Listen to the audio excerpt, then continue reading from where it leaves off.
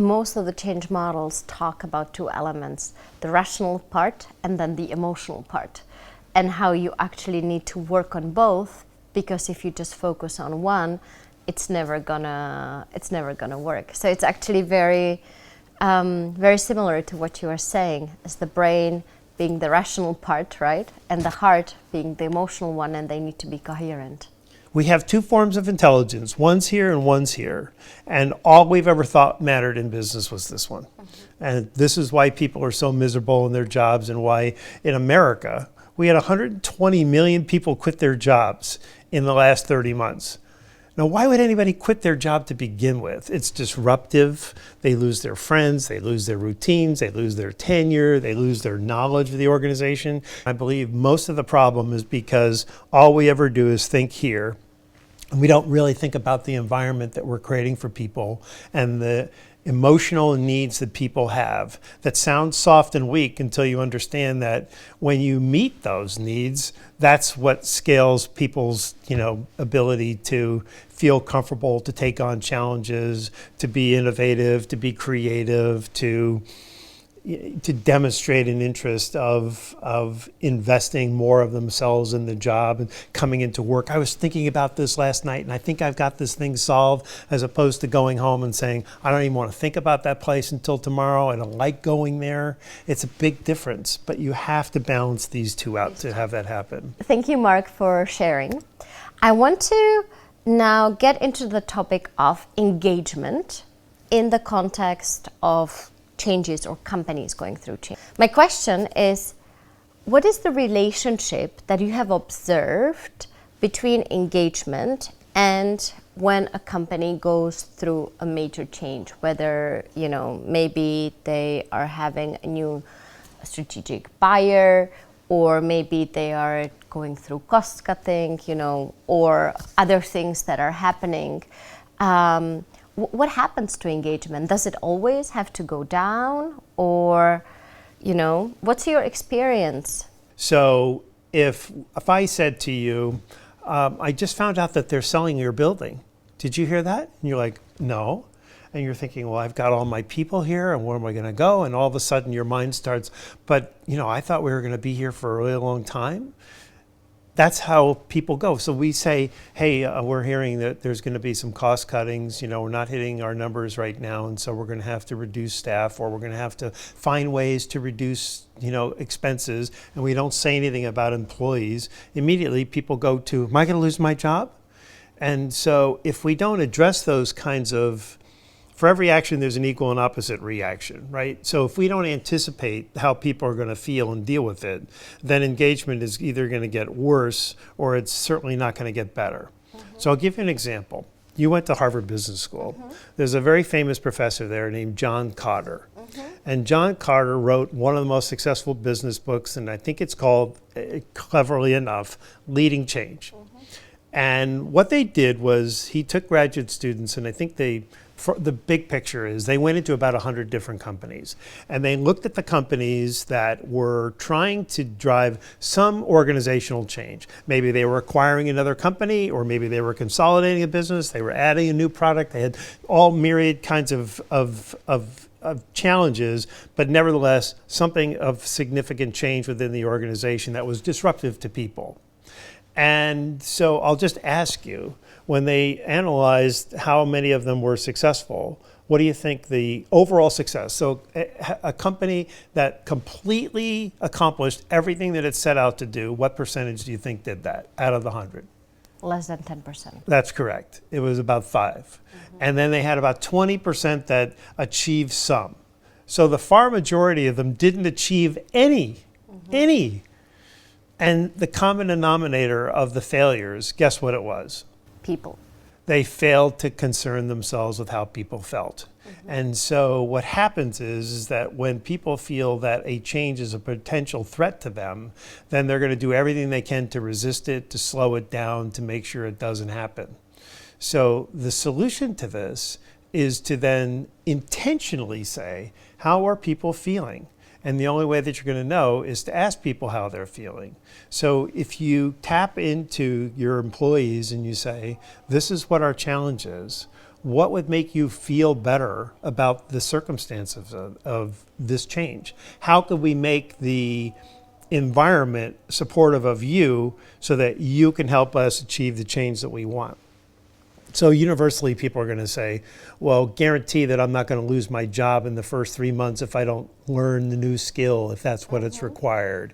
Or, something along the lines of stability is generally what a big part of it. So the wise thing to do is to not do a top-down, we have to do these changes and you guys got to get on board with it. It's to bring employees in and say, this is the challenge that we're faced. Help us solve this. Help us. So now they're aligned with you in coming up with solutions as opposed to feeling like you're threatening them by whatever changes you're trying to introduce. Because change always represents something that's bad to us, even when it's going to be positive. And so the way that you mitigate that is by reassuring people that everyone's safe. We're going to help you learn the new skills. We're going to train you intensively, and we need you to help us. And tell me, Mark, when you say like engage people in the process, do you mean like really everyone? I think it starts with just intention, right? I want to hear from you. So we know that Hewlett-Packard just did a massive survey of their employees and found out that only 27% of global Hewlett-Packard employees feel a healthy connection to their work. So the CEO is taking that information and saying, we have to do some radical change to how we're leading our organizations, and we have to intentionally focus on the well-being of our people, knowing that well-being will inherently drive greater productivity, which is not a widely accepted view, by the way, but that's what he's taking from 27% of his entire organization feels good about their work. So you could do it globally like that, or you could do mini groups where you bring people in and you invite people who've been with the organization, people who are higher achieving, people who are creative, and you basically partner with them. You bring them in and you say, help us. We need you to represent others on your team.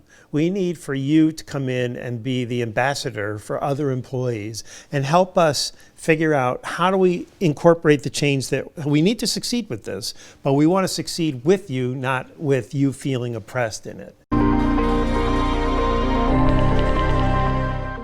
If you can share with the audience maybe your top leadership practices that you've been actually doing that they can apply themselves if they want to lead from the heart. One of the greatest drivers of engagement is the sense that I am growing. I would intentionally coach and develop people. So once I understood what their potential was through our conversations and getting to know them, I spent a lot of time teaching them everything that I knew. And a lot of time in leadership, it's like, well, I took 5 years and I went to school and I had to learn through hard knocks, all these things. So why would I want to trade him? Why would I want to teach him these skills? Because as soon as he learns them, he's going to come and try to take my job and we're all threatened. And I was like, I just want to help people grow because I know that the faster I can accelerate their knowledge and talent and development, they're going to be more effective and we will be more successful. And that's the way it worked out. Nobody was trying to gun for me afterwards and take advantage of what I was doing for them. But the orientation is, I am here to help you become better. And when people feel that they're working with a coach, that's somebody who has their back, who I see what your talents are and I know what I can do to help you. And people are feeling like, wow, he's doing that for me. And that hits you here.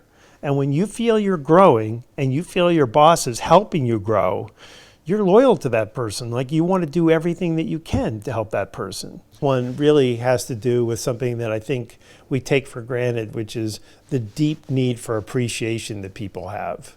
And so I'll give you an example. I worked for a manager who had 14 regional managers working for him, running huge businesses, hundreds of branches each, multi-million-dollar businesses. And every month he would do this recognition, and it was like an Olympic theme. So the top 3 regional managers would get to stand on the podiums and get a gold medal, silver medal, gold and bronze medal. Sounds great, right? Sounds really thoughtful. The problem is that of his 14 regional managers, every month, 12 of them were probably exceeding their expectations. Maybe sometimes all of them, but certainly 10, 11, 12 every single month. So people would come in, they would have done extraordinary work, but because they weren't in the top 3, they got no recognition whatsoever. It was like, what you had done wasn't important because these 3 got the recognition. It was the most deflating recognition program you've ever seen. People had no interest in it whatsoever because it failed to understand that when somebody is meeting and exceeding their expectations, you need to acknowledge it. The big picture for me is how you make people feel determines everything about engagement. So there's nothing I can, I'm going to give you a 7% raise. That should raise her engagement. It doesn't have anything to do with it. I mean, you're grateful for it, but once you've figured out, okay, I can buy more groceries or maybe I can afford a new car, it doesn't have any translation into your day-to-day behavior. That's all that matters. So we come from a what would make me happy point of view, which is the golden rule, do unto others. The platinum rule says do unto others as they would have you do unto them. Mm-hmm. So ask them, if you did something great, what's the best way for me to recognize you? Any positive emotion comes generally from feeling safe. So reassuring people that they're doing good work and that I think you're doing great work and that you're doing well enough here to stay. So people worry about those kinds of things. Is my boss happy with me? Am I in conflict? So I never left that ambiguous for people. Creating a culture within your team where people are proud of that. But that starts also with trust. So people could trust in me. The minute you undermine trust, it's game over. Like if they don't feel that anything you're doing is real and it isn't authentic. And the interesting thing is that the heart picks up on this. We have a BS detector inside of us. We can intuitively understand whether or not somebody cares about us or not, if they're doing it to take or they're doing it to give. And what I've learned over and over is that people never forget that you did that for them. Mm-hmm. And so they'll work for you for another 10 years and they'll be riding on the energy that you gave them in that moment, which was you saw me as a person, you valued me as a person, and you were willing to make a sacrifice for me to make my life better because I was going through something bad. This is powerful, and we just think it's too much trouble, but that's what people need. Sometimes you are doing something which is new, no one has done before, or, and it's simply not going well, right? What do you do differently? Let's say, simply, my goal is to do X. So I gotta get my team to produce X. And we're at the middle of the month, and we're at 35% of X. So we should be at least at 50, right? Ideally, something above that. What happens to managers is, you can guess, and let's just say that comparatively, make this thing sweeter, right? Other regions are at 60%, yeah, 60. Right? So now all of a sudden, I'm not meeting my goals at 50, where I should be, I'm at 30, but everybody else is doing better. So what happens to managers? A lot of them, they go into fear. Mm-hmm. And when you go into fear, you then manage with fear.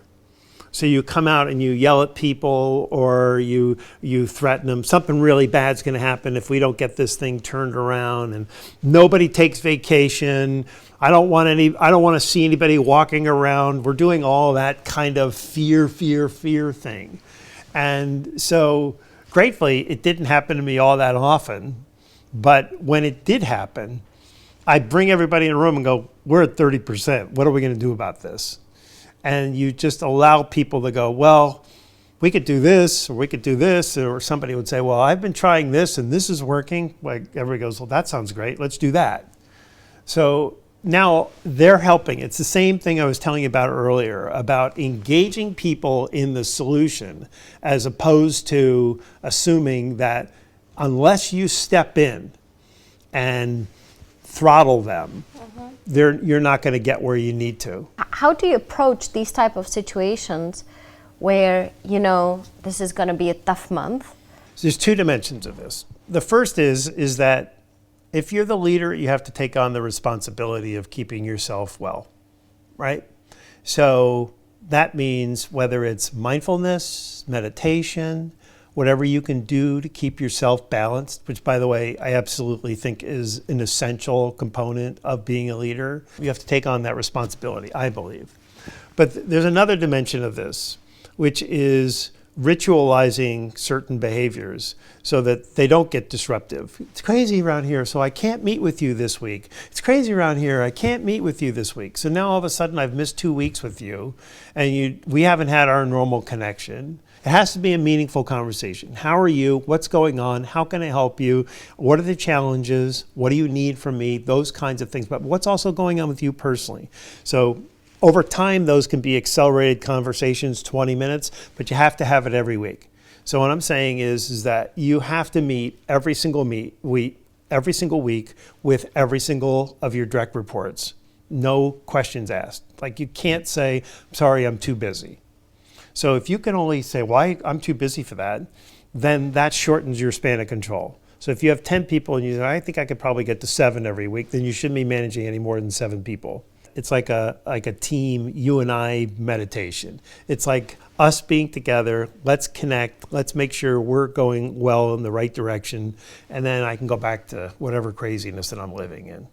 So if you ritualize these practices, i.e. I'm meeting with you once a week regularly, for just you and I, just for 20 minutes, then you're never going to be wobbling in our relationship, and I'm not going to be wobbling with you, because you know that Mark is going to make time to make sure that that he and I connect. That means something to people,